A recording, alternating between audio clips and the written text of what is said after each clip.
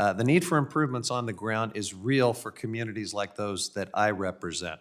They are concerned about wildfire risk and grid reliability, keeping their communities safe. I represent several tribal and rural communities in Northern California who live with the reality of climate change and increased wildfire risk. They endure prolonged outages, public power safety shutoffs, and wildfires every year. And when infrastructure fails or a wildfire ignites, the consequences for them are immediate. Businesses and schools close, food goes bad, emergency services are stretched thin. And for those that rely on electricity for medication or medical devices, a loss of power can be life-threatening. A few years ago, in my district, the Smith River Complex fire damaged a major transmission line and cut power to an entire county. We were able to deploy some generators through a little workaround. I'm grateful for the coordinated response that got the power back on, but that event really emphasized the need for proactive investment to prevent these kind of disasters and not just reacting to them one at a time. So today's conversation is important. It should be about more than just vegetation management, though. It should be about the broader picture of public safety. We need to invest in infrastructure upgrades, in grid hardening, and in monitoring technology. We have an aging transmission system across vast landscapes, and in the face of hotter temperatures, prolonged drought, and stronger wind events, it is clear that the scale of this challenge is significant. I do look forward to the conversation here and hearing from all the witnesses. I'll have more to say when we get to the questions, Madam Chair, and with that, I yield back. Thank you. The chair now recognizes Chairman Westerman for his opening statement. Thank you, Chair Hageman, for holding this hearing, and thank you to the witnesses who have traveled to Washington to be with us today.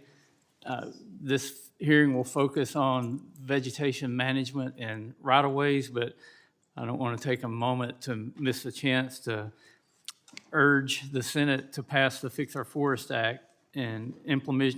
We'll also be talking about implementation of Section 512 of the Federal Land Policy and Management Act and the cost of inaction. The federal government is the West's largest landowner, and an affordable and reliable electric grid depends on well-managed electricity corridors crossing federal lands. Most of these rights-of-way are on Forest Service and BLM-managed lands. In fact, we've already heard that these agencies manage over 90,000 miles of electricity right-of-ways. These lines cross through a patchwork of land ownership, and the essential maintenance work can be complex and hazardous. When utilities encounter bureaucratic bottlenecks that prevent timely maintenance necessary to reduce fire risk from their power lines, that creates a recipe for disaster. Congress created Section 512 of FLPMA after years of the committee's oversight over the land management agencies' haphazard approaches to permitting vegetation management work in and adjacent to utility rights-of-way. The premise of Section 512 was simple. The agencies needed to get out of the business of case-by-case approvals of routine vegetation management activities necessary to keep the lights on and keep Americans safe. The law required the agencies to work with utilities to develop and approve vegetation management plans that outline clear timelines for reviews and approvals of maintenance activities within 10 feet of the right-of-way. Section 512 directed the agencies to jointly develop consistent practices across the Forest Service and BLM for review and approvals. This provision also directed the agencies to identify new categorical exclusions to expedite approval of operating plans and activities carried out under those plans. However, utilities continue to report delays and inconsistencies from unit to unit and agency to agency. Neither agency developed new categorical exclusions, and when the law's goal was to promote uniform standards and practices, it is telling that the agencies issued their rules nearly 4 years apart. Back to the Fix Our Forest Act, which passed the House over 1 year ago, we included steps to improve current law and correct some of the deficiencies on its implementation. FOFA would allow utilities to remove hazardous trees within 150 feet of the right-of-way. The legislation also included a new categorical exclusion for approval of vegetation management plans and activities carried out consistent with those plans. This new categorical exclusion would significantly reduce wildfire risk and keep electricity reliable and affordable in the West. Unfortunately, the Senate version of the bill removed this provision. I believe this provision should be added back in the Senate, as do several of our witnesses here today. And Madam Chair, I ask unanimous consent to enter into the record a letter from July 2025 from public power organizations representing over 150 community-owned electric utilities, urging Congress to include this provision in any final forestry language. So ordered. The LA fires last January are a reminder that we no longer have a fire season, we have better and worse fire years. The Senate must act to give forest managers and utilities the tools necessary to fix our forest and protect the public. I once again thank all the witnesses for joining us today. I look forward to a robust discussion, and I yield back. Thank you, Chairman Westerman. I now recognize Ranking Member Hoyle for her opening statement, and I'm glad she made it. Thank you. Thanks to all the witnesses. Not happy with the snow across the country that got me here this morning instead of yesterday. So, good morning. Across every corner of the country, communities need safe, affordable, and reliable electricity. And in the West, especially in the rural areas I represent, electric utilities often need to work with the federal government to run and maintain power lines across public lands to provide that service. We should all agree that it must be a federal priority to reduce fire risk from electric infrastructure, especially as wildfires have become more frequent and severe in the face of climate change. Many consumer-owned utilities are stepping up to the challenge and investing significant time and resources into wildfire mitigation plans. But I believe Congress can and should do more to support collaborative solutions that prevent catastrophic wildfire, reduce ratepayer costs, and boost grid reliability. One major challenge is properly maintaining vegetation near power lines. Overgrown rights-of-way, especially in dry and windy conditions, greatly increase fire risk. We saw this in Oregon with devastating consequences in 2020 and every year since then. It's why I strongly supported Representative Carvajal's Fire Safe Electric Corridors Act, which would make it easier for the utilities to remove hazardous fuels near power lines on federal lands. It was bipartisan, it's common sense, it's sitting in the Senate. I also think there are opportunities to do vegetation management in a way that also supports wildlife habitat and provides recreational access with long-term cost savings. I look forward to hearing more about this from our witnesses today. However, we have seen that this administration's haphazard staffing cuts at the Forest Service and the BLM will have only further delayed right-of-way maintenance in projects.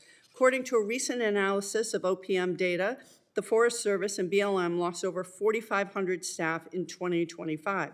Many of these civil servants were trained foresters, technical engineers, and natural resource managers. Without these workers, permit processing timelines have gotten slower, not faster. We need a strong, nonpartisan federal workforce to speed up projects on federal lands. In addition to maintaining the infrastructure we already have, Congress should do more to support smart investments in grid hardening and hazard mitigation.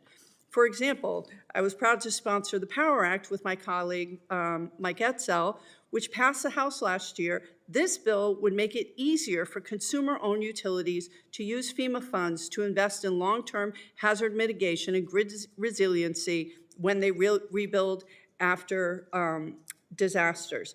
I first introduced this bill after a devastating ice storm in my district, in my community, at my house. Our communities were without power for weeks. If you're already going through the effort to work with FEMA to rebuild, you should be able to look at ways to improve your infrastructure and reduce the risk of future power outages that harm public safety and local economies. That also is in the Senate. Bipartisan, common sense bill. I hope they'll take it up soon. I look forward to today's conversation and to working with our witnesses to effectively manage our public lands, invest in infrastructure, connect the need for human resources in actually managing our forests to make us safer and allow us to power the grid and for you all to do the very important work that you do. And with that, thank you, and I yield back.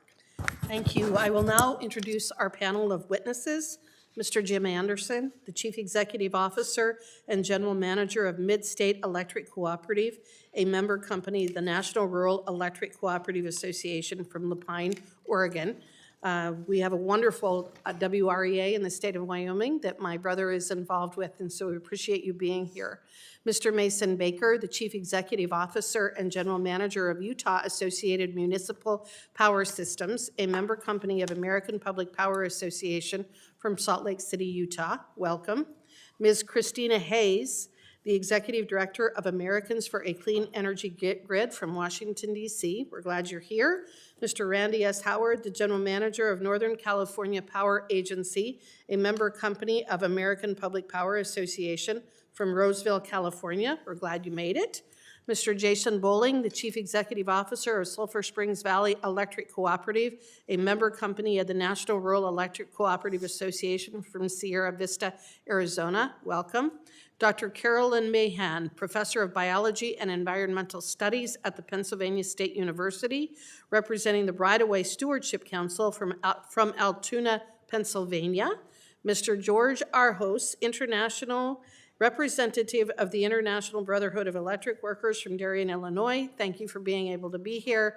And Mr. Jesse Murray, Senior Vice President of Energy Delivery at NV Energy from Reno, Nevada. Welcome. I want to remind the witnesses that under committee rules, they must limit their oral statements to 5 minutes, but your entire statement will appear in the hearing record. To begin your testimony, please press the button on the microphone, and we use timing lights. When you begin, the light will turn green. When you have 1 minute remaining, the light will turn yellow, and at the end of the 5 minutes, the light will turn red, and I will ask you to please complete your statement. I will also allow all of the witnesses to testify before member questioning. I now recognize Representative Benz to introduce his constituent, Mr. Anderson. Thank you, Madam Chair. I'm pleased to introduce one of my constituents, Jim Anderson, the Chief Executive Officer and General Manager of Mid-State Electric Cooperative based in La Pine, Oregon, serving more than 22,000 accounts in my district. Mr. Anderson has traveled across the United States to be here today, some 2,600 miles, and then you get to travel back. And so I'm so pleased that you made the effort through all the weather to make it here today. In July of 2024, I had the opportunity to tour a portion of my district alongside Mr. Anderson. We were reviewing the damage done by the Darlene 3 wildfire, and that fire underscores exactly why today's discussion matters. There was significant infrastructure loss due to the fire, and corridors, power line corridors were involved. Jim brings more than 3 decades of experience in the electric industry, leading cooperatives in multiple states, and working to ensure reliable, affordable power for rural families and businesses. Just as importantly, his leadership is focused on safety and strengthening wildfire resilience in the communities he serves. I appreciate his willingness to be here. Thank you for making the effort, that long trip, and look forward to hearing your testimony. Yield back. Thank you. I now recognize Mr. Anderson for 5 minutes of testimony. Chairwoman Hageman, Ranking Member Hoyle, members of the committee, thank you for the opportunity to testify today. My name is Jim Anderson. I'm the CEO of Mid-State Electric Cooperative. We deliver power to over 22,000 members across 5,600 square miles in Central Oregon. I appreciate the opportunity to provide my own insights and those of the National Rural Electric Cooperative Association, representing nearly 900 electric co-ops nationwide. Ironically, 30 years ago almost, a previous Mid-State Electric CEO testified to this same committee on the very problem you're addressing today. In that case, Mid-State Electric requested permission to trim hazard trees along our rights-of-way on U.S. forest land. The Forest Service denied the request. Predictably, a tree fell into the power line, sparking a wildfire, for which Mid-State was held strictly liable for a cost of $327,000. 3 decades later, we're still confronting the same systemic problems: bureaucratic delays, costly regulations that stall our wildfire mitigation work, leaving the rural communities vulnerable and the utilities exposed to significant liability. As a not-for-profit electric co-op, we have no shareholders, only member owners. Every dollar we spend comes directly from the families and the small businesses we serve, many of whom are already balancing rising energy costs with food, fuel, and housing costs. In fact, our members pay the equivalent of 2 months' power bills just to fund wildfire mitigation. Mid-State is doing more than we've ever done before to protect our infrastructure and harden our system. Nearly 70% of the land in Mid-State service territory is federally managed. including some of the highest wildfire risk areas in Oregon. Vegetation management on federal lands is one of the most effective tools that is available to reduce catastrophic wildfire risk, and yet it remains an area where we have little control. We experienced this firsthand in 2024 with the Darling 3 fire that burned nearly 4,000 acres near Mid-State's headquarters, and I would like to thank Congressman Bentz for touring the area immediately in the aftermath of the fire. The Forest Service initially cleared a large section of trees after the fire, but left hazard trees immediately adjacent to our lines. It took another year before Mid-State was finally authorized to remove the trees at our expense. That kind of inefficiency increases risk and undermines the very mitigation efforts that we are all trying to advance. Mid-State also operates a power line through the rugged Newberry National Volcanic Monument, serving resort, cabins, and Forest Service facilities, a spectacular resource that is one spark away from a devastating wildfire. For years, we have repeatedly sought to expand clearance around our power lines, to no avail. Our line is surrounded by dense pine trees across the entire utility corridor. At Mid-State, we have been required to perform costly historical preservation assessments of our power lines before we can harden them, even when there is no historical significance. In another case, we requested access across BLM lands to provide electricity for 2 Mid-State members, only to be told by the agency that they simply did not have time to review the permits. Those families are still waiting for electricity today. When they do have time, permitting approvals often take years when we believe they could be processed within 60 to 90 days. And agency turnover can force us to start back at square one. We also experience a complete lack of uniform standards, not only between the Forest Service and BLM, but between agency districts and even ranger to ranger. We respect the professionals within our land management agencies. Their work is vital, and we value those relationships. But wildfire risk is only growing, and the current system is not working. That's why there is no more important action that this Congress can take than to pass the Fix Our Forest Act. And we hope to see further reforms that ensure land management agencies implement long-term solutions and reduce unnecessary delays and provide us certainty. Accountable to the people that we serve, electric co-ops stand ready to be partners in this effort. Too much is at stake to wait another 30 years to ensure rural communities across the country have access to safe, reliable, and affordable electricity. I thank you for this opportunity to testify, and I look forward to any questions you may have. I appreciate your powerful testimony. It really is important information to know that we're still talking about the same thing after all of these years. I now recognize Representative Malloy to introduce her constituent, Mr. Baker. Thank you, Madam Chair. I am happy to introduce our next witness, Mr. Mason Baker, CEO and General Manager of Utah Associated Municipal Power Systems, or UAMPS, in Salt Lake City. Mr. Baker's testifying on behalf of the American Public Power Association. He started his time at UAMPS as Chief Legal Counsel and General Counsel, overseeing regulatory activities and compliance at an organization that has real and relevant experience with forest management, including delays, inefficiencies, and wildfires. So I anticipate his testimony today being very valuable to the committee. Thank you. Thank you. I now recognize Mr. Baker for 5 minutes of testimony. Good morning, Chairman Hagman, Ranking Member Hoyle, and members of the subcommittee. Thank you for holding this hearing, and I very much appreciate the opportunity to testify today on the financial impacts of bureaucratic delays. My name is Mason Baker, and I have the privilege of being the CEO and General Manager of Utah Associated Municipal Power Systems, also known as UAMPS. UAMPS is a joint action agency that provides wholesale power supply to its not-for-profit utility members across 7 western states. I'm also testifying today on behalf of the American Public Power Association, the voice of not-for-profit, community-owned utilities that power more than 2,000 towns and cities nationwide.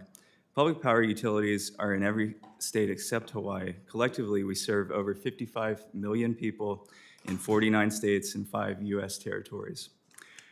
Our public power business model is designed to provide safe and reliable electricity with no profit margin built into our rates. However, when costs rise, we must pass those increases on to our members, who in turn must recover those costs in customer rates. As the members of this committee know well, wildfires represent an existential challenge for the wholesale electricity providers like UAMPS and our distribution utility members. In a catastrophic wildfire, not only is our infrastructure susceptible to damage, but utilities face significant liability if our equipment is found to be the source of ignition. To reduce this risk, UAMPS members are allocating more of their budgets towards wildfire management and specifically vegetation management, as many of our members have service territories in beautiful western landscapes known as wildland-urban interfaces, or affectionately known as WUIs. However, managing the risk of wildfires is a shared challenge, and I'd like to touch on two specific areas where bureaucratic delays directly impact UAMPS and the communities we serve. Proactive vegetation management is the single most cost-effective tool we have for managing wildfire ignition risk. Yet activities such as upgrading or modifying a power line facility require federal agencies to conduct lengthy environmental analysis and studies. Utility rights-of-way frequently cross federally managed lands by different agencies, including the BLM, Forest Service, tribal lands, and others, each with its own permitting processes and standards. Utilities must navigate multiple approval chains for a single corridor segment that can face delays in addressing imminent threats to electric infrastructure. A categorical exclusion from NEPA, as proposed in the Fix Our Forest Act, means we can get that work done on a timeline that is consistent with the urgency of mitigating poor forest landscape conditions. Second point I'd like to make is to highlight that utilities are often held strictly liable for fires sparked by their equipment, even if the fire was caused by a hazard tree that the federal government refused to let the utility remove. UAMPS is a transmission-dependent utility, meaning we largely rely on private transmission providers to ensure power generated at UAMPS projects is delivered to our member communities. These transmission providers have experienced significant wildfire liability that has led to drastic measures such as public safety power shutoffs. We appreciate and respect the necessity of these measures, but these shutoffs can mean no AC on the hottest of days where daily temperatures routinely reach 110 degrees. The result of this liability is an enormous cost to consumers. To put it into context, Pacific Corp increased its transmission rate to UAMPS by nearly 40% in 2024. Further, a report issued earlier this month identified the need to build more than 12,000 miles of new transmission and upgrade close to 4,000 miles of transmission in the West. That is a substantial and growing network of rights-of-way that must be carefully managed to avoid ignition. The Fix Our Forest Act takes important steps to reducing bureaucratic delays and approving vegetation management plans and allowing the removal of hazard trees near power lines. We would advocate for further liability shield provisions to stipulate that if a utility identifies a hazard and requests permission to mitigate it, and the federal agency denies or delays that request, that utility should not be held liable for a resulting ignition. In closing, I want to express my appreciation for the work Congress has dedicated to this issue. It is essential that the Fix Our Forest Act becomes law so we can best mitigate our exposure to wildfire risk and be better positioned to meet the affordability challenges facing the electric industry. Again, I want to appreciate the opportunity to testify at this important hearing and look forward to being a resource as you work through solutions for this growing problem. Thank you, Mr. Baker. I now recognize Ms. Hayes for 5 minutes of testimony. Chair Hageman, Ranking Member Hoyle, and members of the subcommittee, thank you for the opportunity to testify today. My name is Christina Hayes, and I am Executive Director of Americans for a Clean Energy Grid, a diverse coalition focused on the development of high-capacity regional and interregional transmission as the most cost-effective and reliable way to build out the grid. It's great to be here with my former colleague from Berkshire Hathaway Energy, Jesse Murray of NV Energy, as well as a representative from ASEG board member IBEW 1245, and as well as the other esteemed witnesses. I wanted to start with telling you some of the reasons why we do what we do. Trish Terry was bundled in ski clothes. She died snuggled on the couch with her husband of 50 years. Diana Rangel needed dialysis 3 times a week, but died the day before her dialysis center could reopen. And Gene Taylor played piano with the fabulous Thunderbirds. He was found by his roommate, frozen in his bed. Almost exactly 5 years ago, at the height of Winter Storm Uri, Texas could only import 800 megawatts on a few interregional transmission lines and lost power for 3 days. In contrast, the Midwest moved 13 gigawatts of power across hundreds of lines and had rolling outages that only lasted 3 hours. Even when the consequences are not so dire, limited ability to move power during extreme weather can lead to incredible price spikes. During Winter Storm Fern, just a couple weeks ago, an additional 1 gigawatt of transfer capability from western to eastern PJM would have saved $109 million in just 10 days. As we enter a period of unprecedented load growth due to electrification, manufacturing, and data centers, a fragile grid should be unacceptable. President Trump said the grid is old and tired, and he's right. Transmission's not a luxury, it's the backbone of a modern economy. There is an urgent need for well-planned regional and interregional transmission using the best available equipment, such as grid-enhancing technologies and high-performing conductors, to move power efficiently, lower long-term costs, and strengthen reliability. And delay is expensive. A recent WIRE study showed that the cost of a transmission line can increase by up to a third for every year of delay. The New England Clean Energy Connect transmission line, initially estimated to cost approximately $1 billion, ultimately cost nearly $1.5 billion after 2 years of delay. Those costs are passed on to customer bills. It doesn't have to be this way. Accelerating siting and permitting is a decision that Congress can make. First, high-capacity, multi-state transmission lines, the lines most critical to achieving reliability and affordability, particularly during extreme events, should have a one-stop shop for siting and permitting, just like natural gas pipelines do. Streamlining multiple rounds of permitting for infrastructure that is in the national interest will ensure that it is built faster and cheaper. Second, early and well-structured community engagement is essential, not just to build the line faster, but to develop the relationship that helps owners and operators manage the line, repair damaged facilities, and expand infrastructure for the lifespan of the project, which can last for 50 years or more. Projects that engage landowners and communities early and identify routing concerns sooner build trust, reduce litigation risk, and avoid costly late-stage conflicts and ongoing ill will. That translates directly into shorter timelines and lower costs for ratepayers. Good developers know this, and many regulatory frameworks already implement it. Last year, ASEG issued a report, The Pace of Trust, which documents how this works in practice. Consider Minnesota Power's Great Northern Transmission Line, which included more than a year of structured outreach before permits were filed. They received public comments and answered them, convened nearly a dozen workshops with written invitations to local officials, and held 28 open houses with over 1,300 attendees. By identifying concerns early and adjusting the route accordingly, the 220-mile, 500 kV project completed permitting in just over 2 years and was energized in 2020. Finally, as this committee has noted, wildfire management must also be addressed. Uncertainty around who bears the burden of catastrophic risk has raised market concerns and increased borrowing costs, ultimately leading to higher rates for customers. Mitigating risk through new technologies and vegetation management are important steps in addressing this challenge. Thank you for considering my testimony. I look forward to your questions. Thank you, Ms. Hayes. The chairman recognizes Mr. Howard for 5 minutes. Thank you, Mr. Chair, Ranking Member Hoyle, and members of the subcommittee. Thank you for the opportunity today to testify. My name is Randy Howard, General Manager of Northern California Power Agency, representing 16 public power communities that collectively serve about 700,000 customers across Central and Northern California.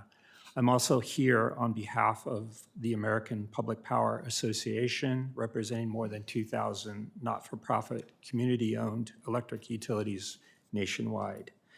Public power operates in some of the nation's highest wildfire risk landscapes, and we see every day how administrative delays across the federal lands increase wildfire hazards, they raise the cost of electricity to our customers, and they threaten the grid reliability. This hearing, titled Bureaucratic Delays and the Cost to Ratepayers in Electric Power Systems, could not be more accurate. Wildfire now is a systemic electric grid risk. The federal agencies acknowledge the scale of this crisis. The U.S. Forest Service 10-year wildfire crisis strategy calls for treating up to 50 million acres including 20 million acres on national forest lands. Yet the ability to reach these goals is limited by the speed and the consistency of permitting and review. For utilities, time lost equals risk gained.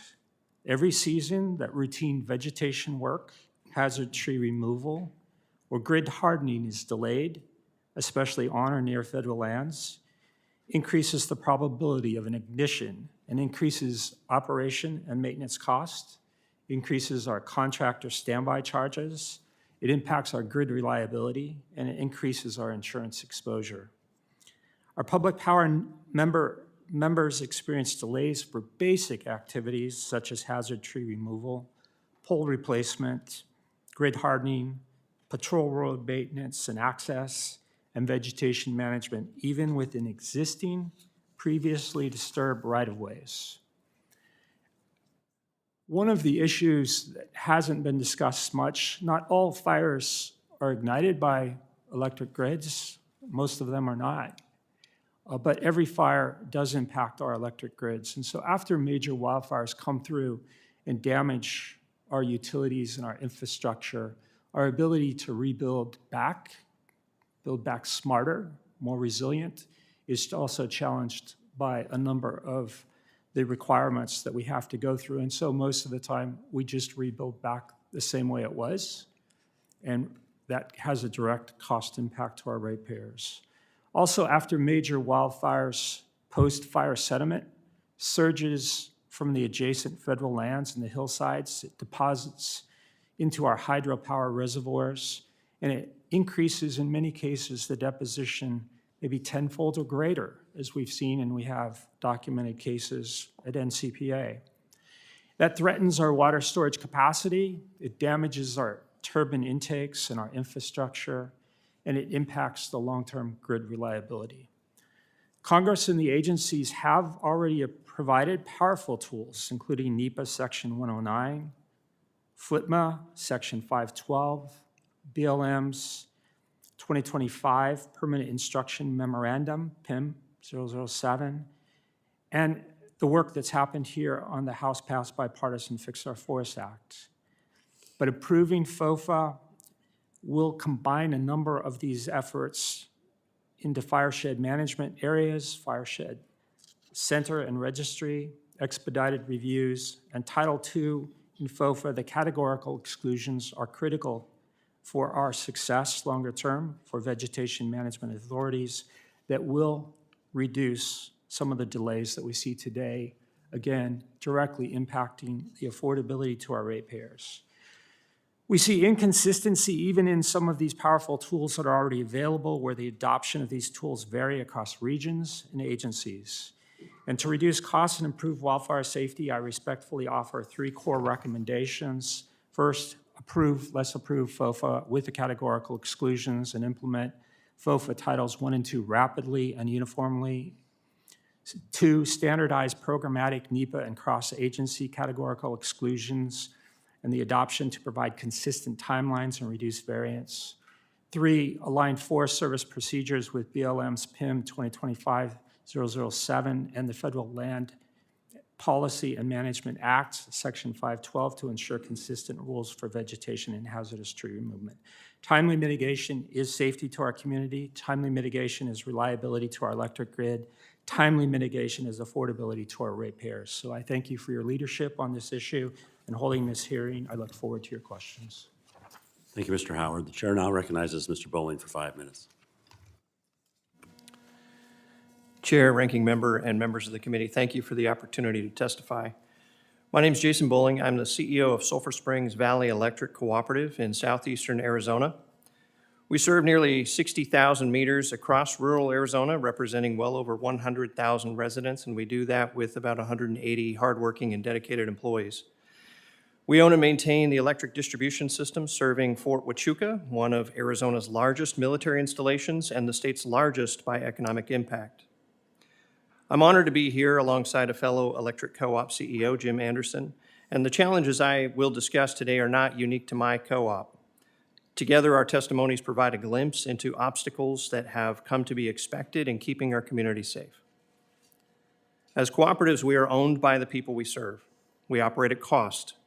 We do not exist to generate profits for outside shareholders. Every dollar we spend comes directly from the members who pay our electric bills. That structure fundamentally shapes everything we do. When regulatory delay drives up project costs, those costs are borne by rural families, farmers, and small businesses. Wildfire mitigation is part of our daily operations. We inspect our system, use drones to assess risk. We replace aging poles and manage vegetation to reduce ignition risk. When this work occurs on federal lands, the permitting structure often determines whether we can act on a practical timeline. A clear example is our Fairbank corridor near the San Pedro River just west of Tombstone, Arizona.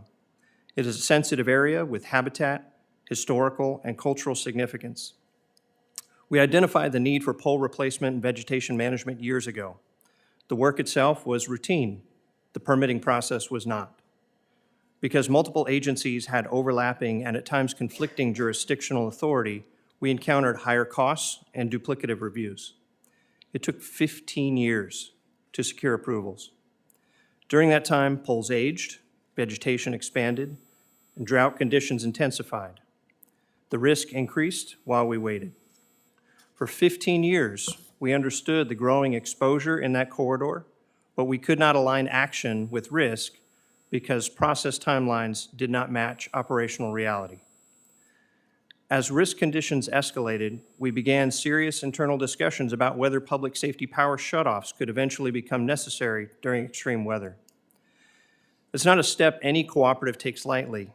Cutting power to our own members to prevent wildfire is a last resort, and it illustrates the gravity of operating under prolonged permitting uncertainty. After 15 years, we finally began vegetation management and construction. The physical work took only weeks. The compliance costs alone for about 1.5 miles of line totaled roughly $500,000. Thanks to the hardworking employees I mentioned earlier, the work is now complete. Better agency coordination could have prevented years of risk, though, and hundreds of thousands in avoidable costs. We support environmental stewardship and cultural resource protection.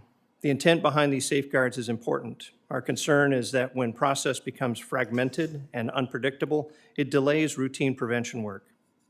In high-risk wildfire environments, delay itself can jeopardize the very landscapes and habitats those regulations are designed to protect. Wildfire risk does not distinguish between distribution and transmission assets. An ignition event can affect multiple layers of the grid and disrupt service to surrounding communities and critical facilities, including Fort Huachuca. The cost of inaction is measured in elevated wildfire risk, increased financial pressure on rural ratepayers, and greater exposure to catastrophic loss.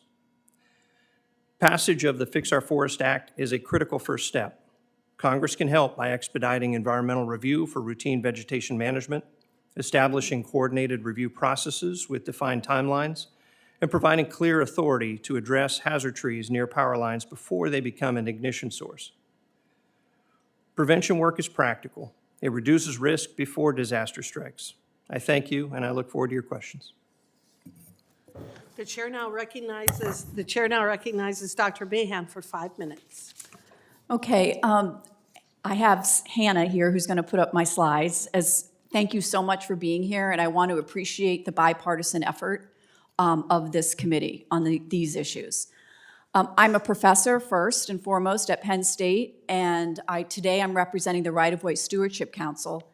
You all have my written statement, and I'm kind of just want to do some highlights from that statement using these slides. And I guess you can take the professor out of the classroom, but you can't take the classroom out of the professor. So here's a little 5-minute lecture. I have been doing work, and Penn State has been doing work with industry partners for over 75 years, focused on rights-of-ways management.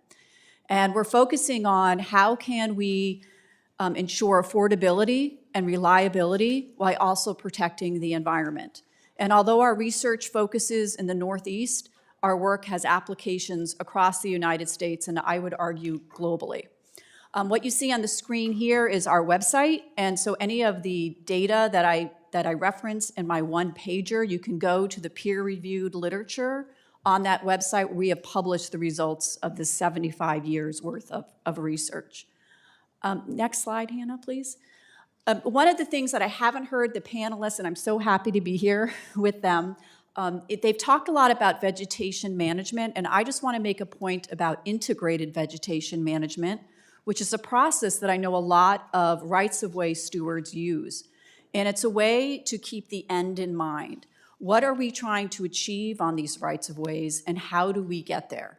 As an ecologist, I'm interested in the environment, the ecological stability of a habitat, and that also provides some advantages to rights-of-ways. If you have stable native habitat, you support wildlife, native wildlife.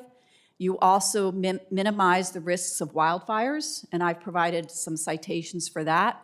And you also minimize the invasive species that can come into your right-of-way.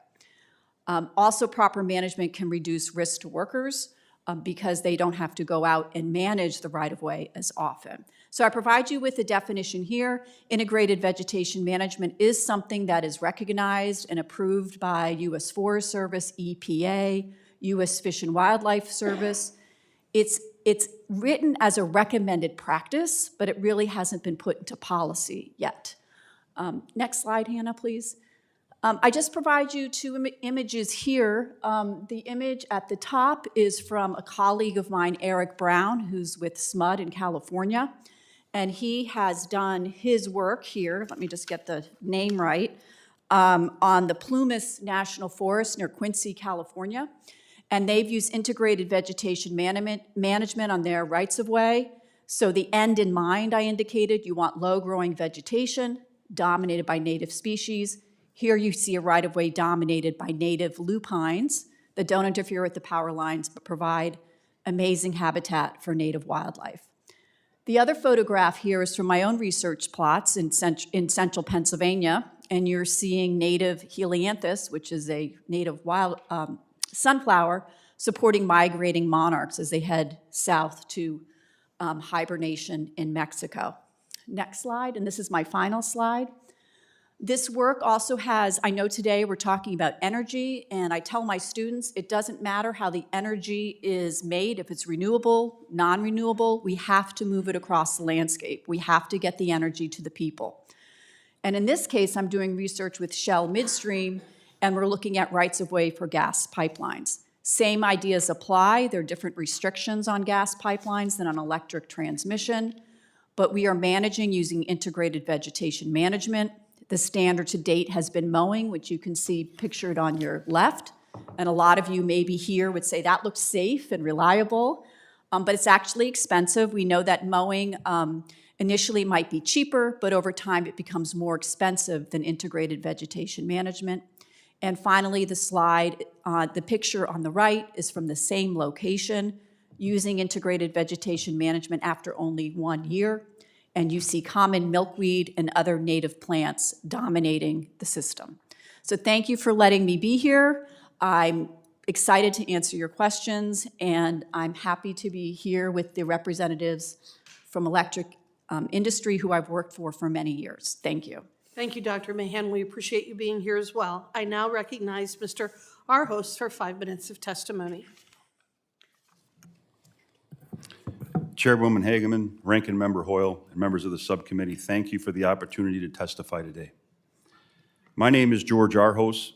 I'm a journeyman lineman and an international representative for the International Brotherhood of Electrical Workers. It is the largest electrical union in the country. We represent nearly 887,000 members, both active and retired. That includes vegetation management professionals, line clearance tree trimmers, and inspectors, as well as electrical workers.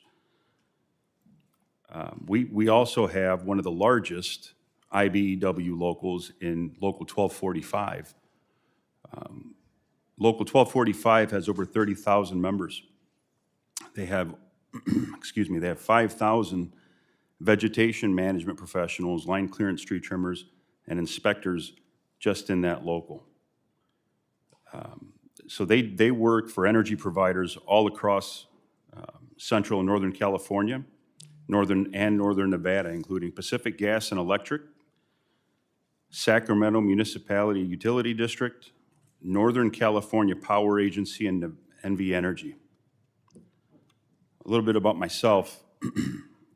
So I'm a nearly 30-year member of the IBEW. I'm a trained journeyman lineman. I currently chair the main and executive subcommittees for the National Electrical Safety Code. I sit on the steering and executive committees for the Electrical Transmission and Distribution Partnership with OSHA. I preside over the National Cable Splicing Certification Board, and I sit as a board member of the Electrical Industry Certification Association, as well as several other industry committees and groups. So I'm here to speak about wildfire prevention, grid reliability, worker safety, and energy affordability. These issues are directly connected. Every day, IBEW line clearance crews work in high-risk environments, removing trees and vegetation that threaten power lines, often on federal lands. When vegetation contacts energized lines, the result can be an outage or a wildfire. Utilities need a clear, consistent, and timely process to remove hazardous vegetation. Instead, routine maintenance on federal land faces overlapping regulations, permitting delays, seasonal restrictions, and inconsistent standards. Projects are frequently halted by regulatory red tape or conflicting requirements. These delays are not just bureaucratic inconveniences, they increase wildfire risk and drive up electricity costs. Wildfires destroy infrastructure, interrupt service, and require expensive emergency repairs. According to RMI, the Rocky Mountain Institute, wildfire-related costs account for roughly 16% of total electricity costs for California customers. Delays in permitting also increase workforce costs when crews must repeatedly mobilize and demobilize due to uncertainty. Recruitment expenses rise and temporary labor shortages can occur. Those costs ultimately reach the ratepayers. The IBEW supports using every available tool to mitigate and prevent wildfires. This is why we support the Fix Our Forests Act, coordinating grid hardening and vegetation management across federal lands will reduce wildfire risk, improve grid reliability, and enhance worker and community safety. Training and workforce standards are equally important. Working near energized lines requires highly skilled professionals. Mistakes in this environment can result in loss of life, property destruction, and disruption of essential services. Yet training standards often vary by contractor or may not exist at all. The IBEW strongly supports minimum training standards. California Senate Bill 247 provides a strong model by establishing training requirements, worker qualifications, prevailing wage protections. Since its implementation, the industry has experienced lower turnover, fewer injuries, and stronger career pathways. Delivering electric power is hazardous work. IBEW members understand the systems and risks better than anyone. Protecting the health and safety of the line workforce has been a founding principle of the IBEW for more than 130 years. Thank you for your time and attention. I look forward to your questions. Thank you, Mr. Arhos. I now recognize Mr. Murray for 5 minutes of testimony. Chair Hageman, Ranking Member Hoyle, and members of the subcommittee, thank you for the opportunity to appear before you today. My name is Jesse Murray, and I am the Senior Vice President of Energy Delivery for NV Energy, and also apparently the anchor witness of this panel today. NV Energy is an investor-owned utility with 45,000 square miles in its service territory in Nevada. We provide power to more than 1.4 million customers, representing 90% of Nevadans, and help support the electricity needs for a tourist population of over 50 million annually. My written testimony, covers details on 2 examples that NV Energy is facing as a utility operating on federal lands managed by the Forest Service. As part of my testimony today, there are really 3 key takeaways that I ask this subcommittee to consider as you work to protect federal lands, its resources, and the adjacent communities from the threat of catastrophic wildfire. I say this not just as a utility expert, but also as a person with a family who lives right next to the Humboldt-Toyabe National Forest, experiencing both its natural beauty and in its shadow of catastrophic wildfire risk. First, NV Energy and its employees are committed to protecting Nevadans from the threat of catastrophic wildfire through the PowerSafe NV program. This program drives investments in grid hardening, infrastructure inspections, vegetation management, situational awareness, and operational practices. We inspect 14,000 poles per year, trim 15,000 trees annually, and clear 2,000 miles of lines. As Nevadans, we are committed to protecting our communities and being good stewards of our natural resources, including our federal lands. We take this responsibility seriously and make it our highest operational priority as a company. This year, we will hit $500 million in total investment in this program. The presence of my co-presenter, Mr. Arjos, who is speaking also on behalf of Mr. Ralph Armstrong, IBW 1245, further reinforces our shared commitment. IBW 1245 represents hardworking and skilled NV Energy linemen, tree specialists, and other frontline employees that work to safely deliver electricity every day at an affordable price. I mention NV Energy's total investment because ultimately our customers do pay this cost. We must invest that money as efficiently as possible to reduce the risk. The process to permit work on federal lands is a noteworthy cost driver that can have an impact on customers' bills depending on what requirements, actions, and timelines the utilities must follow. Second, NV Energy operates within different national forests. We maintain stewardship agreements with those forests that include federal grant funding. We participate in resilient corridor work to clear right-of-way around our lines while also improving the health of the forest well beyond that right-of-way. We have a common resilient corridor decision memo with multiple forests that should provide standard vegetation management objectives and specifications. Yet we find one national forest can apply the memo contents quite differently, adding requirements that can unnecessarily expand the workload for little actual benefit in protecting the land. Finally, I think these divergent requirements results from local staff having to interpret risks and considerations based on unclear, complex rules that translate into an approach that cover all the bases, air quotes added. Combining these complex requirements with limited resources, timelines get extended that generate more risk due to the inability to complete the work. We have positive relationships with multiple Forest Service and BLM staff. I am convinced that we have a common shared goal in reducing wildfire risk, but we lack a consistent and standard playbook to provide that clarity and certainty that we need. The risk of delaying the work is often not factored. The work may impact a couple hundred acres, but could save thousands of acres from avoided wildfire. Yet that avoided impact is rarely considered as a priority in the process. The line removal example in my written testimony is a prime example of that. We want to remove a century-old de-energized line to prevent a wildfire igniting from accidental energization, like what happened in the LA fires, yet cannot get the focus, attention, or required steps identified to complete that work. I further highlight that this work is to permanently remove some of our footprint from the forest, restoring a more pristine condition. The Fix Our Forests Act contains needed improvements that help to streamline these processes.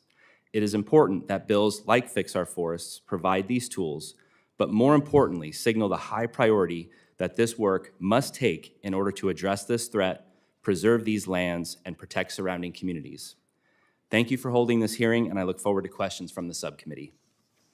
I want to thank each and every one of you for your incredibly valuable and enlightening testimony today. We appreciate you being here, and I am now going to recognize members for 5 minutes of questioning. I'm going to begin with myself.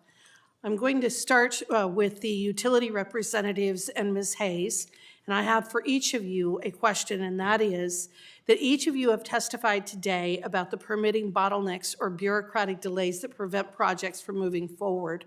Quickly, because I only have 5 minutes, can each of you share with the committee the most impactful permitting reform measure that would deliver on the goals of your respective testimonies?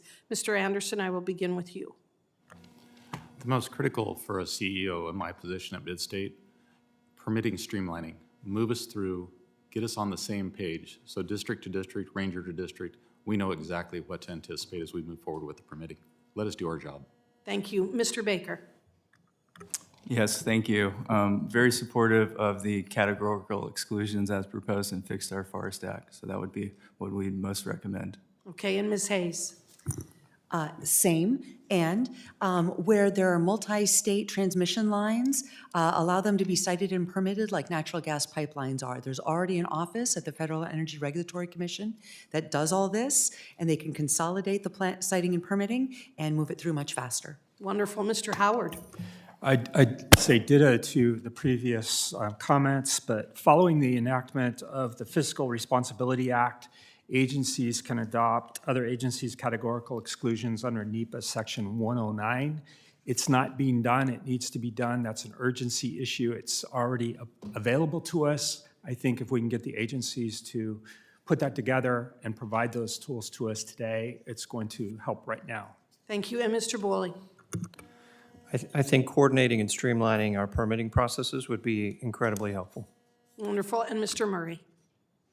Agree with everything that's been said, certainly streamlining processes, categorical exclusions, and required timelines for permit issuance. Thank you. And Mr. Arhos, I'd like to turn to you now. I want to thank you again for standing in for Mr. Armstrong on such short notice.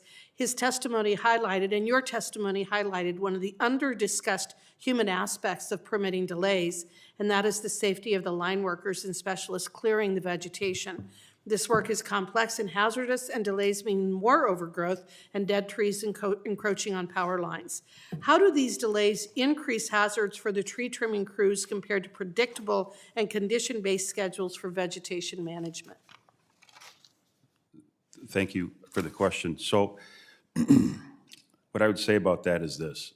When you have a utility or a contractor, anyone doing this type of work within the industry, they have a dependable workforce typically. And when you put that dependable workforce out and they're doing day-to-day work, they're working as a crew, there's continuity there. Once you decide to kind of blow it all up and say, that's it, we're not doing that anymore, that goes away temporarily. And so there's the safety aspect really is the crews, the being together, doing that work together, day in and day out, as opposed to throwing qualified workers, but just throwing them at a project and treating it more as I got a tree in the backyard that needs to get cut, and then my neighbor in about 6 months needs one cut. We need consistency. We need to have that consistency. Okay, and certainty. Thank you. Mr. Anderson, I'm going to turn to you again. I'd like to focus on the example you shared about Mid-States transmission lines in the Deschutes National Forest and the Newberry National Volcanic Monument. My understanding is that the picture behind us shows the state of your right-of-way in this area, and your organization cannot get the Forest Service even to begin the permitting process to reestablish a safe clearance.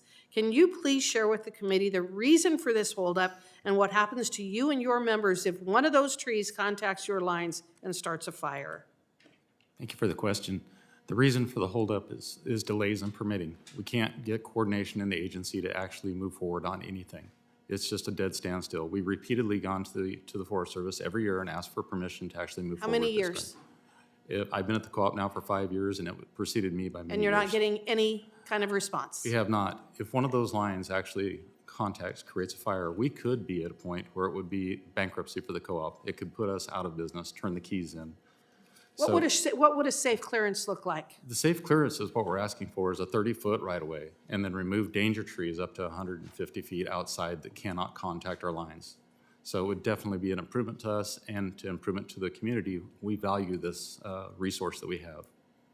You know, again, I want to thank all of you for the work that you do in making our lives better, what you do in providing this incredibly important resource for us, and thank you for the work that you do.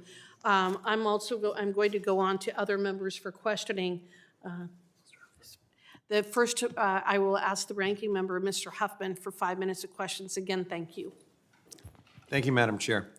We certainly are hearing from these witnesses some great examples of where serious oversight would be helpful to get folks from the Forest Service, from BLM and the Department of Interior in these chairs and ask them hard questions. Why aren't these pending applications being acted on? Why did it take them years to even do their rulemaking. Years when Congress told them to do it within 1 year under Section 512 of FLIPMA. We heard from Mr. Howard about how cross-agency CEs under the Fiscal Responsibility Act, Section 109, are not yet being operationalized, and the master plan and access templates under FLIPMA Section 5112 are still not operationalized. So this is helpful. This is a real, I think, a red flag that we have agencies dropping the ball right now, and we seem to be talking too much about new legislative authorities, specifically FOFA, when we've got a whole bunch of existing authorities that just aren't being made to work, and they should be. I hope we can return the conversation to some of that, because these are things that we can do right now to make a difference on these issues. Ms. Hayes, I want to ask you about the importance of aging infrastructure and how that increases the likelihood of outages and wildfires, and what the true costs to ratepayers are from that problem. Thank you for the question. We are at a point where the transmission system across the country is significantly aging. Much of the U.S. electric grid was built in the 1960s and 70s, and more than 70% of transmission lines are over 25 years old.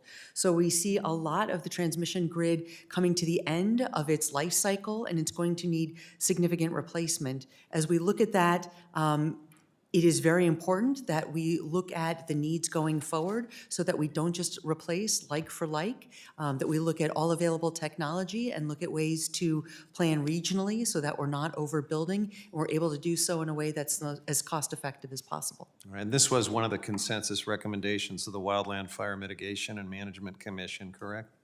To tackle this problem? I'm not familiar with that. I think it was. Okay. I'm going to answer my own question.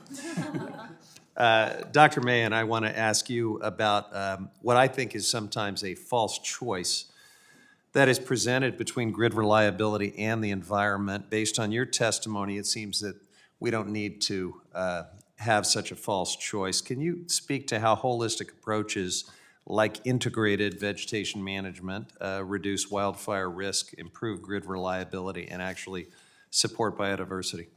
Yeah, when you showed the picture, when you put that picture up before, I saw that as opportunity. I saw that as an opportunity to manage habitat underneath that transmission line.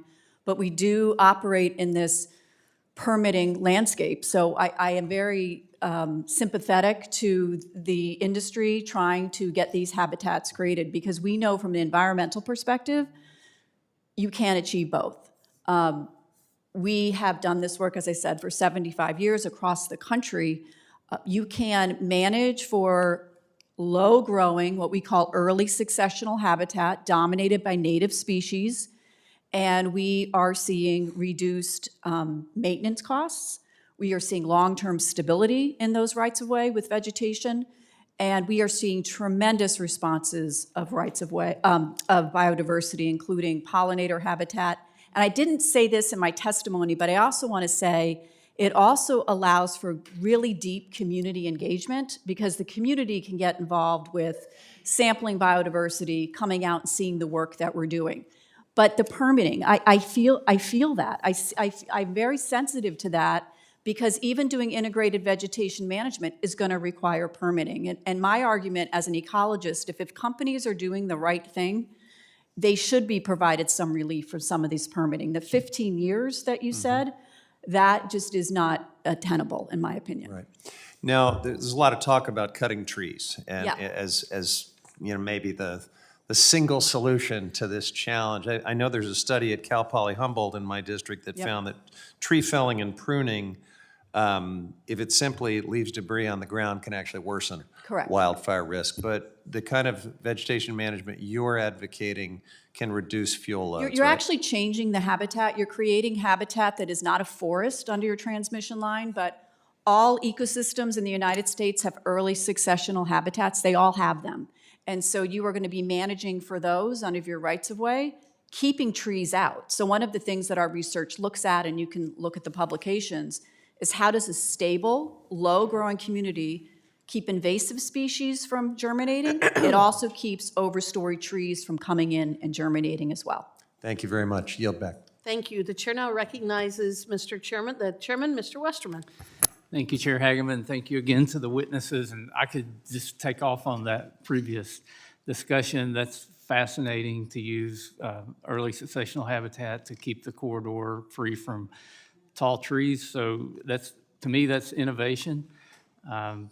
But we've got a lot of transmission lines that we need to take care of across our country, as you all are very much aware. And we also know that the demands for electricity are going up at exponential rates.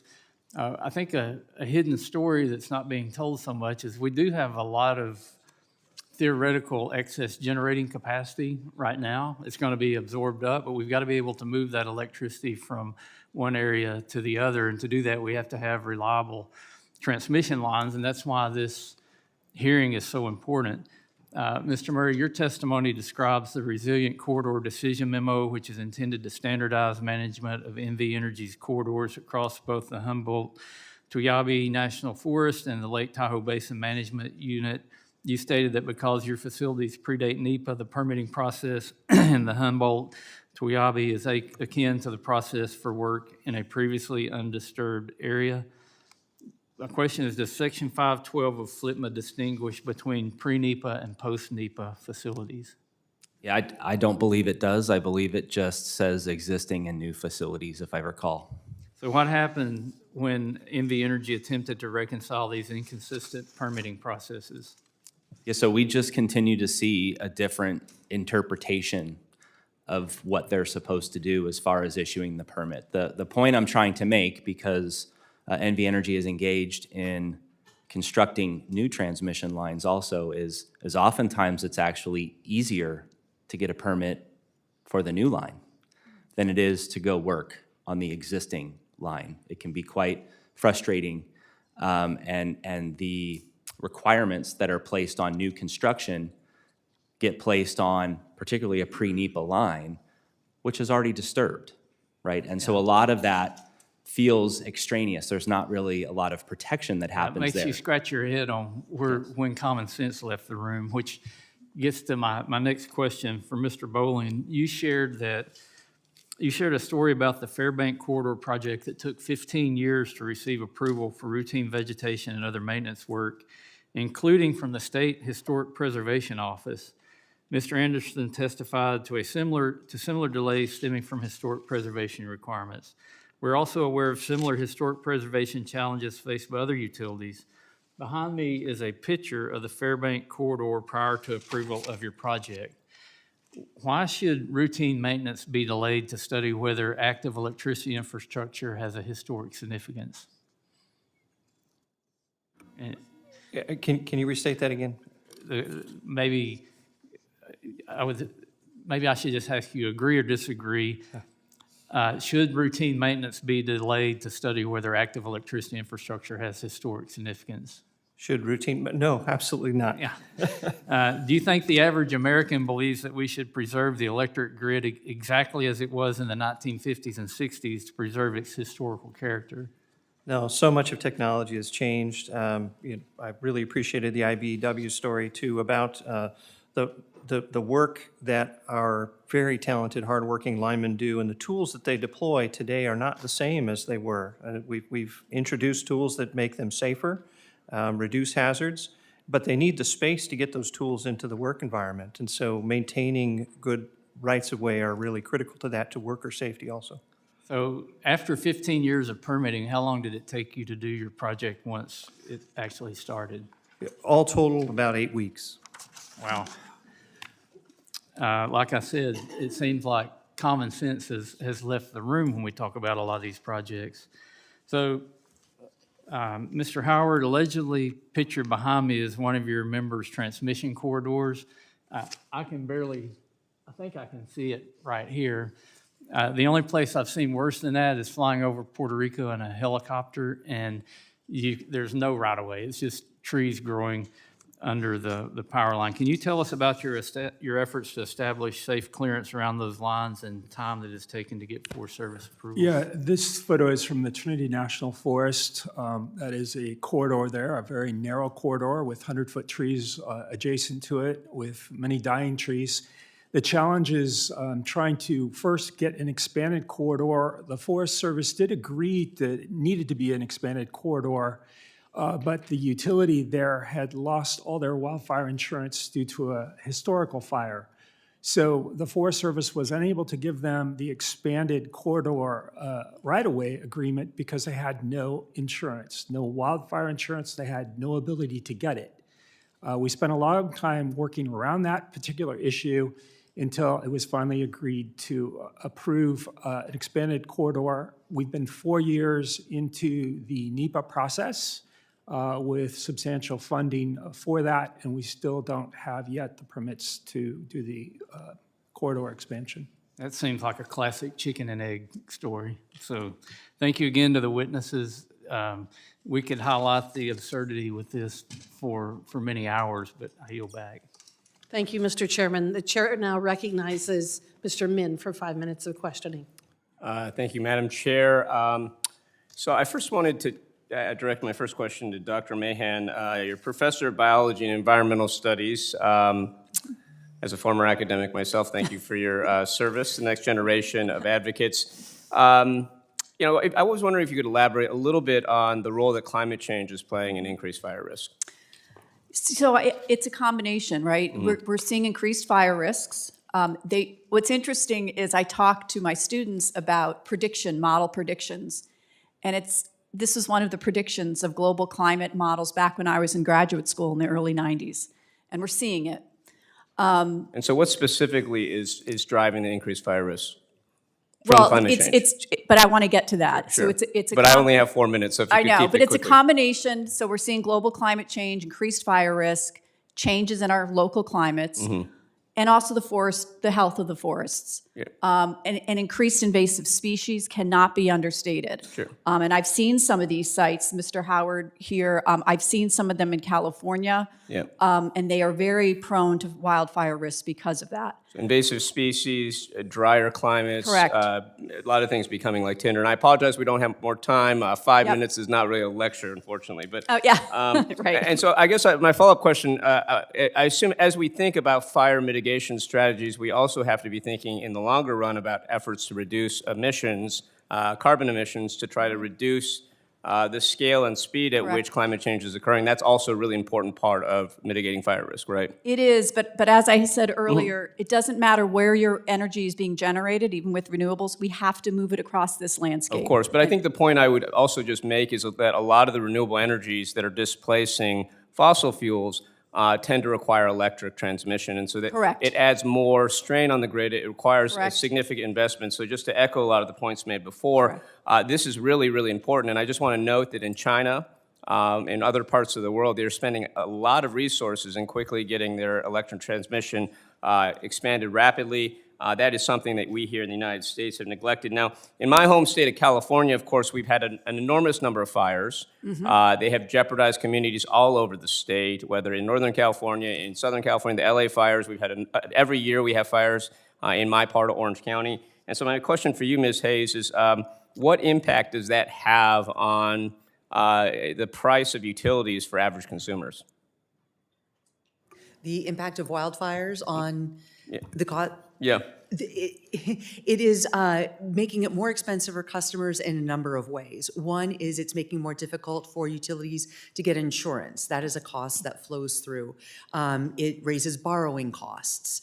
Those flow through directly through to rates. And also we've seen and specifically to that, we've seen credit ratings drop, Public Service Company of Colorado's ratings, credit ratings and others, so that increases cost And of I borrowing. know that in California, the California Public Utilities Commission has raised rates a number of times, authorized rate increases a number of times, both for prospective insurance, but also to repay some of the costs that they've incurred in litigation and elsewhere.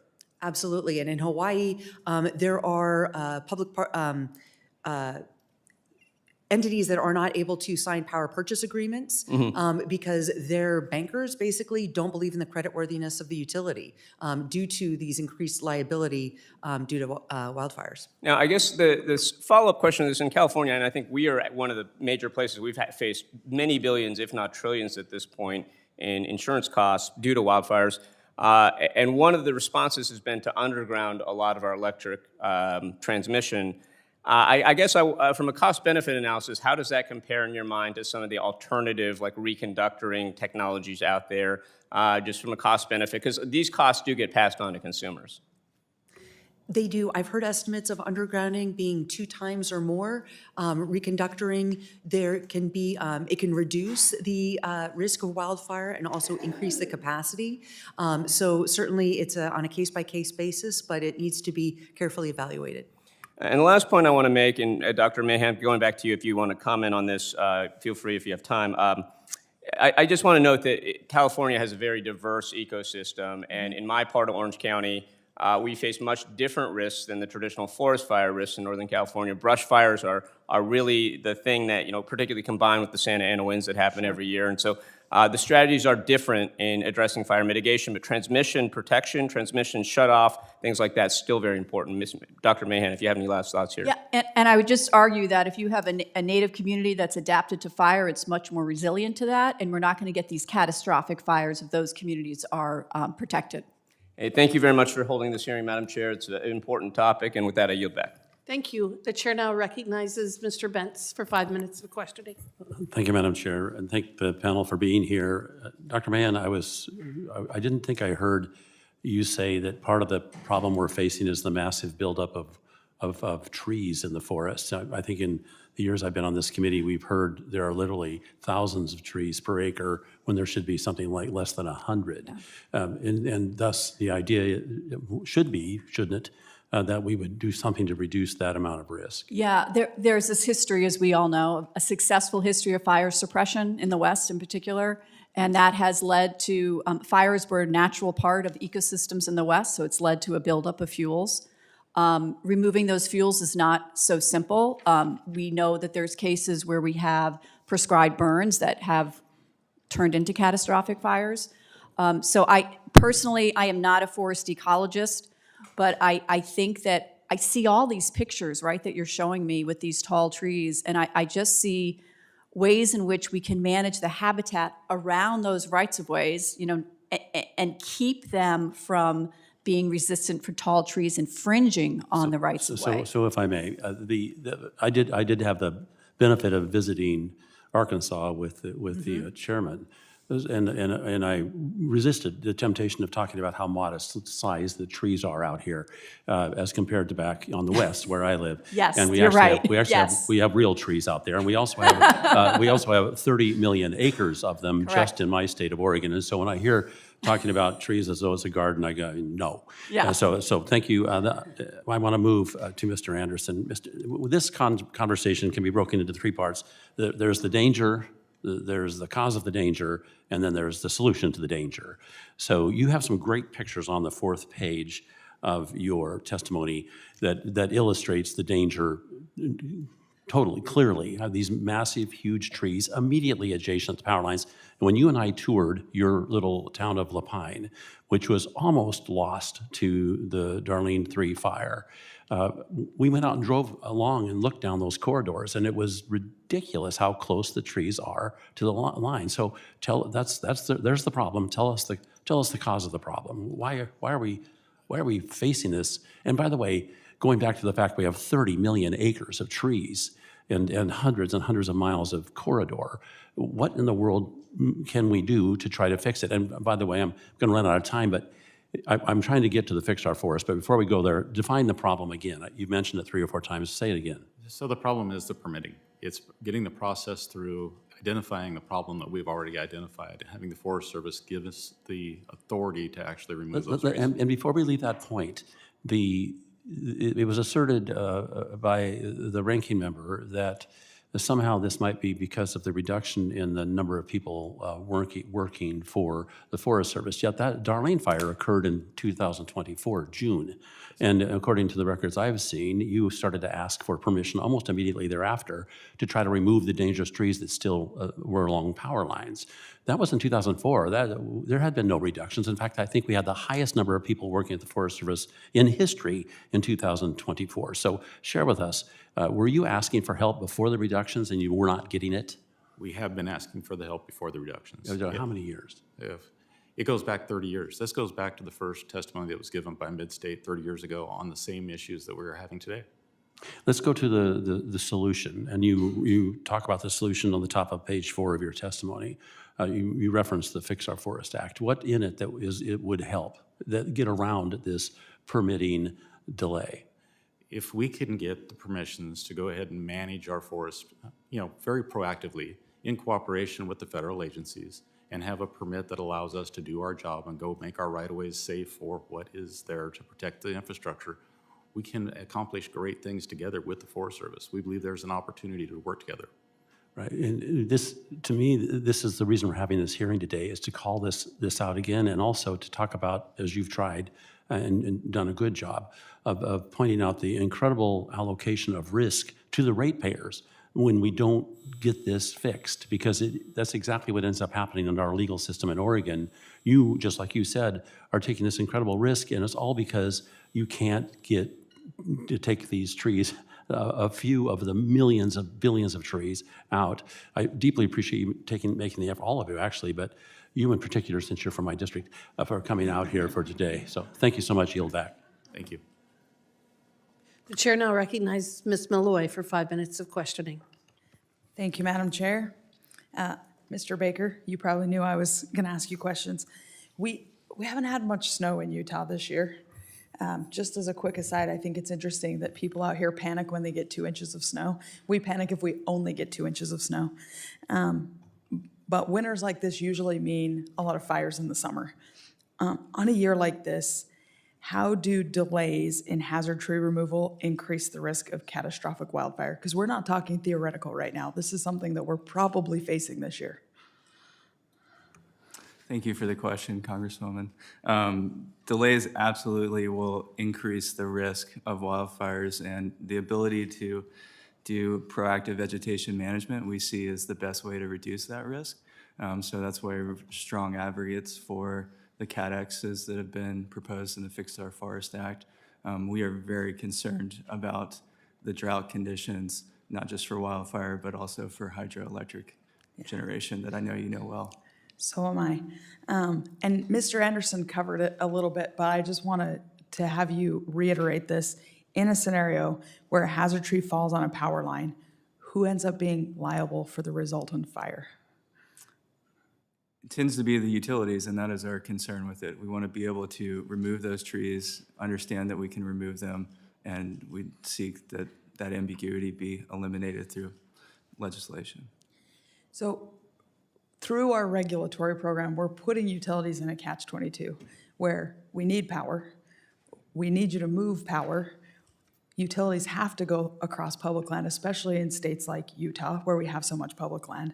And then we make it hard to maintain the corridors.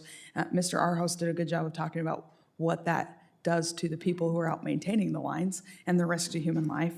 And then we make the utility companies liable if the obvious and inevitable result of that happens. Regulations are supposed to help minimize, mitigate, and prevent risks to life and property. And if they're not going to do that, they should at least create consistency and efficiency. I mean, that's the purpose of regulations, to make it so that people can live together side by side and know what to expect out of their government and not harm each other. And I think we, as Congress, owe it to UAMPS and to the Americans, and even to the agencies we're talking about, to review regulations and make sure they're working. Otherwise, we run the risk of having a regulatory regime where it's the cure that's worse than the disease we set out to cure. I don't know if you can use that twice in the same sentence. And I think just to make sure that we're putting a bow on before Mr. Crank anchors this, I was afraid I was going to be the anchor. What we're talking about here is that we have regulations that are already in place and they're not working. We have to fix them and make sure they're working for people. And that's what Fix Our Forest is about. And to that point, Mr. Murray, I want to come to you. So NV Energy is regulated by the Nevada PUC. And if the PUC directs you to mitigate wildfire risks, but then federal land managers delay the approvals, how do you reconcile those mandates? So it's a challenge for sure. At the end of the day, this is our top priority, so we're going to do whatever we can to try and mitigate as much risk as we can. But I do think that to the extent that we can continue to work with these federal land managers to find ways to anticipate some of their questions, that's really the position that we're in right now, is trying to anticipate what they need, provide resources where we can, because we, as my fellow panelists have talked about, we just cannot afford to continue this risk. So where we can, we're going to mitigate. Thank you. The Chairman Westerman referred to this earlier as a chicken or egg problem, and I think it's more of a regulatory catch-22 where you're darned if you don't and danged if you do, and meanwhile, you're trying to provide power to ratepayers. And so I'm almost out of time. I'm going to skip a couple of my questions and just end with something Mr. Howard said that I thought was really profound.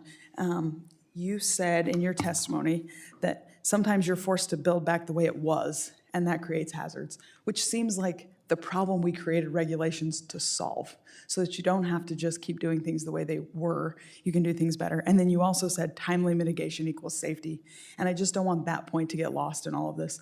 We're talking about costs to taxpayers, but we're also talking about safety, and we're talking about ecosystems. And good regulations should be trying to protect all of that and not just creating a maze that you can't find your way through. And I am out of time, so I will yield back. Thank you, Ms. Malloy.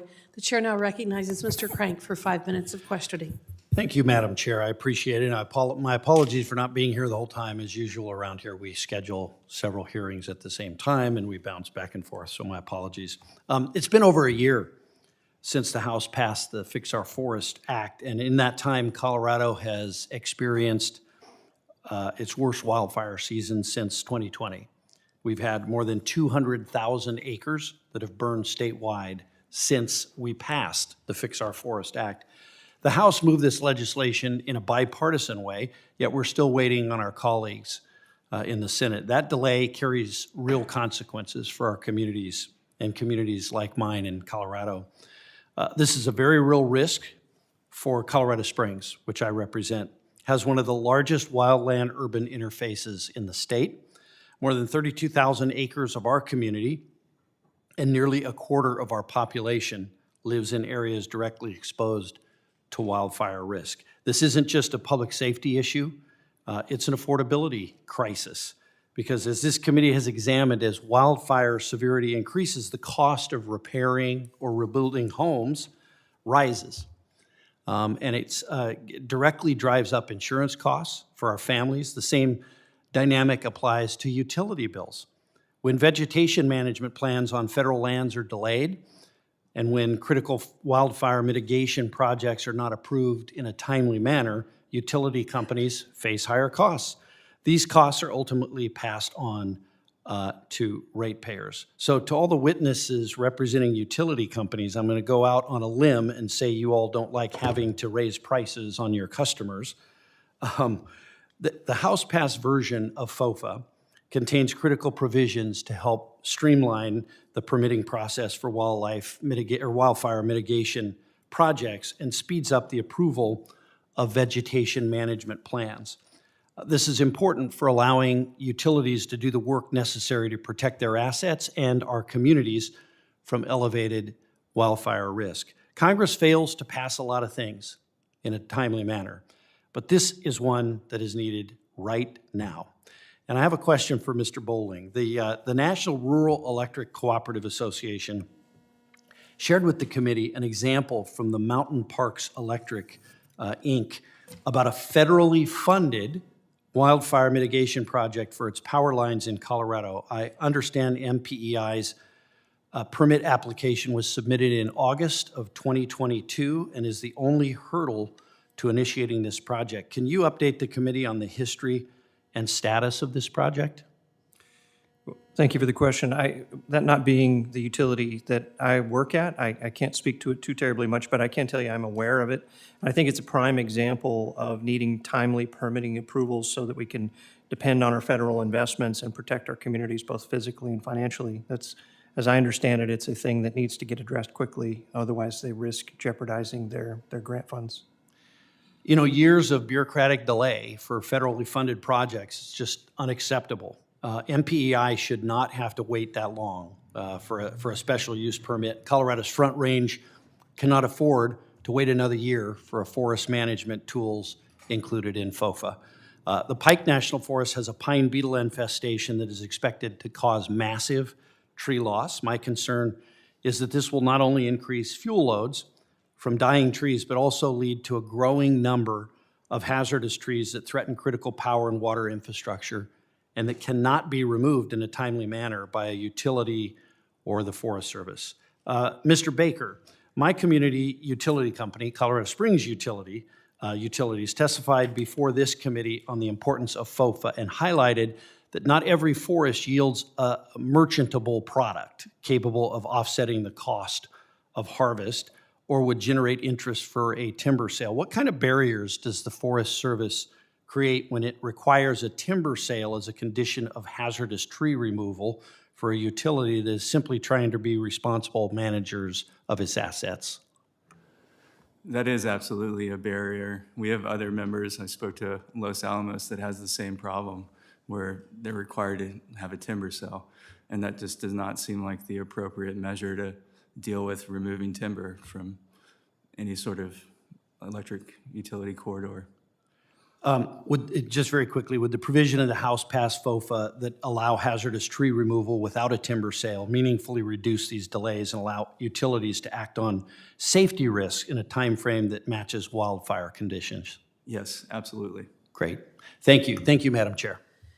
Thank you. The chair now recognizes Mr. Soto for 5 minutes of questioning. Thank you, Madam Chair. You know, in Florida, we know hurricanes. Hurricane Milton, we saw about 923,000 people lose power for a little bit. It was a pretty powerful storm, another 1.1 million. With Hurricane Helene, we call them together Hilton, Hurricane Hilton. And as a result, I've ended up co-sponsoring a bill that's bipartisan with Reps Buchanan and Stubbe, the Disaster Zone Energy Affordability Investment Act, which would give utilities the flexibility if they need to restore service faster following major disasters, allowing them to pass on savings to their customers. In addition, we saw with Hurricane Maria, Puerto Rico is still recovering from the absolute disaster that both Maria and Irma wreaked on the island.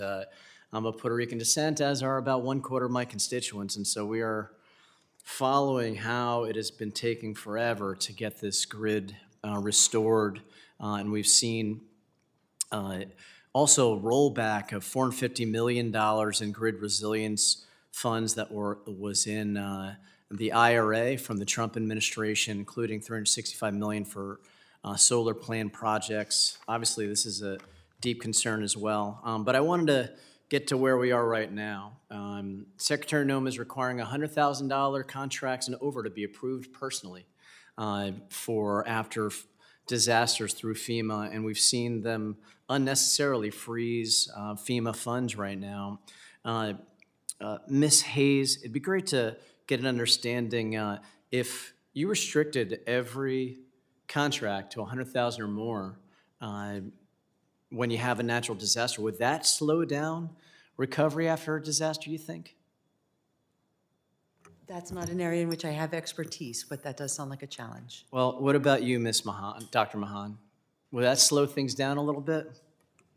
I'm not sure what you mean by personally approved, like she has to approve them? Yes.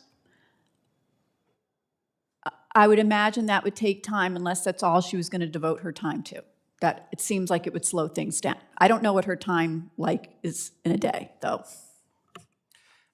And I see we have from Mr. Randy Howard, Northern California Power Agency. Have you all seen delays in getting FEMA funds in? I know at least in your state, there was some major wildfires that affected the area.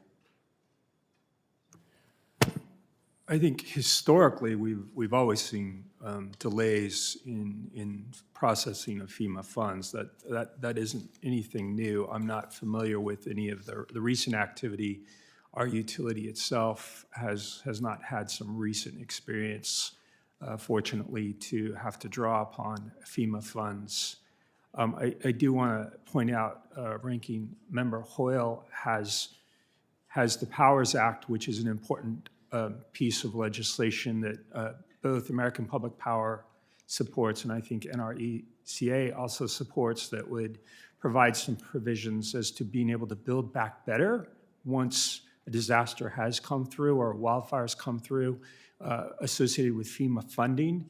And we think those are critical elements. It still needs the categorical exclusions to allow us to build back better instead of having to go through the environmental impact reports to put in a more resilient system once it's been damaged. Absolutely, and we dealt with that actually after Hurricane Maria when we had exemptions to the Stafford Act for some of those as well. So I'm familiar with it. And with that, I yield back. Thanks. Thank you. Before we wrap up the hearing today, I have a couple of unanimous consents. First, I ask unanimous consent to enter into the record the electric utility sector wildfire priorities document developed jointly by the American Public Power Association, National Rural Electric Cooperative Association, and Edison Electric Institute. So ordered. I also ask unanimous consent to enter into the record a letter from Mountain Parks Electric Inc. in Colorado that highlights the bureaucratic bottleneck currently blocking a federally funded wildfire mitigation project. So ordered. I again want to thank all of the witnesses for your attendance at today's hearing and your extremely valuable and enlightening testimony. The members of the committee may have some additional questions for the witnesses, and we will ask you to respond to those in writing if they submit them. Under Rule Committee Rule 3, members of the committee must submit such questions to the subcommittee clerk by 5 p.m. Eastern on Friday, February 27th. The hearing record will be held open for 10 business days for these responses, and without objection, the subcommittee stands adjourned.